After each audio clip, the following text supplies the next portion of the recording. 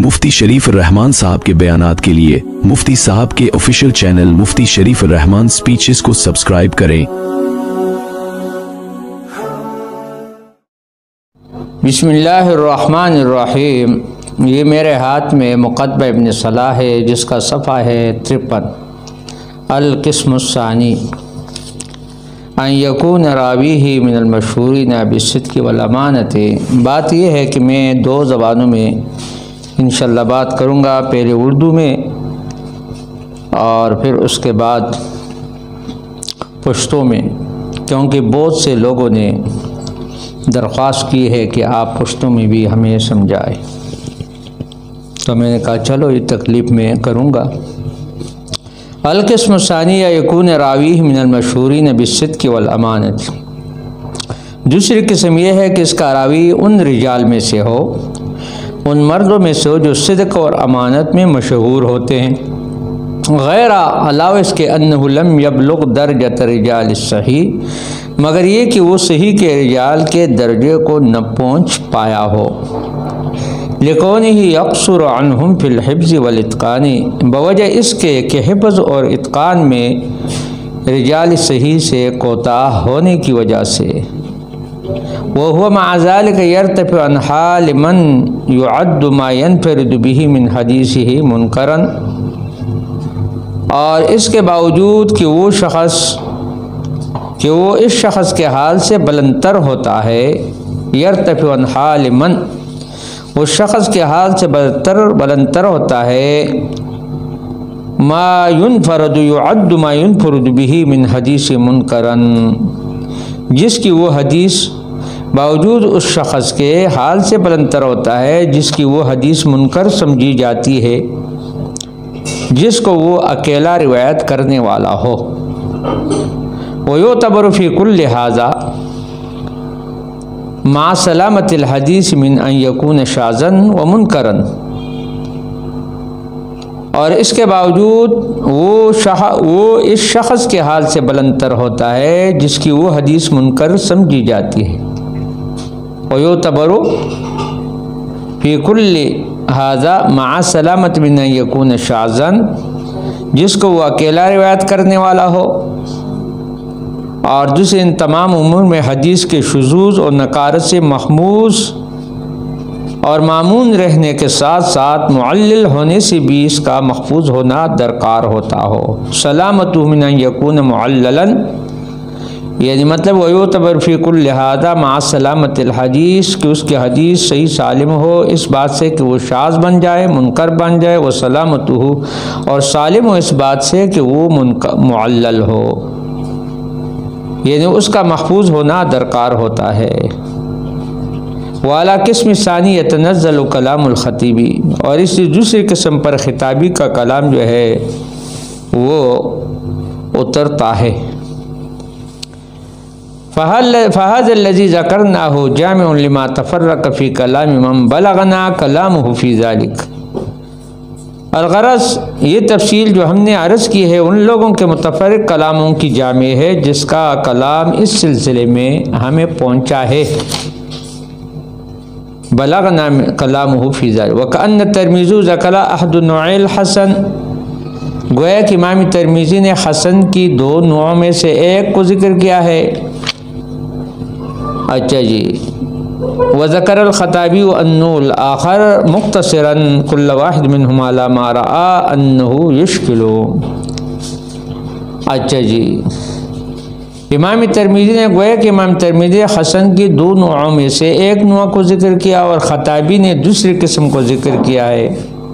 درا حالے کہ ان میں سے ہر ایک نے اکتفا کیا ہے اس قسم پر جس کو اس نے یعنی مشکل تصور کیا ہے، مشکل اس قسم سے اعراض کرتے ہوئے جس کو اس نے غیر مشکل سمجھا ہے، یا یہ کہ اس کی نظر دوسری قسم سے چوک گئی ہے، یا اس کو اس سے ذہول ہو گیا ہے۔ یہ تا حسن کی بنیادی بیان۔ مطلب فہذا الذی ذکرناہ جامع لما تفرق فی کلام من بلغنا، یہ جو ہم نے ذکر کیا یہ جامع ہے اس کے لیے جامع ہے کہ وہ صحیح کے رجال کے درجے کو نہ پہنچ پایا ہو، اور ہم نے جو عرض کیا ان لوگوں کے متفرق کلاموں کی جامع ہے جن کا کلام اس سلسلے میں ہمیں پہنچا ہے۔ گوئے امام ترمذی نے حسن کے دو نوعوں میں سے ایک کو ذکر کیا اور خطابی نے دوسری قسم کو ذکر کیا، درا حال کے ان میں سے ہر ایک نے اتفاق کیا ہے اس قسم پر جس کو اس نے مشکل تصور کیا ہے، اس قسم سے اعراض کرتے ہوئے جس کو اس نے غیر مشکل سمجھا ہے، یا یہ کہ اس کی نظیر دوسری قسم سے چوک گئی ہے۔ اچھا جی، یو معرضا ما رأى انه لا يشکل او انه غفل عن البعض وزحل، ذہول ہو چکا ہے یا غفلت کیا، واللہ علم، هذا تأصیل ذلك، اور یہ حسن کی بنیاد کا بیان ہے۔ اس کا ذرا تشریح یہ ہے کہ یہاں مصنف نے حسن کی دوسری قسم یعنی حسن لذاتی ہی کی تعریف کی ہے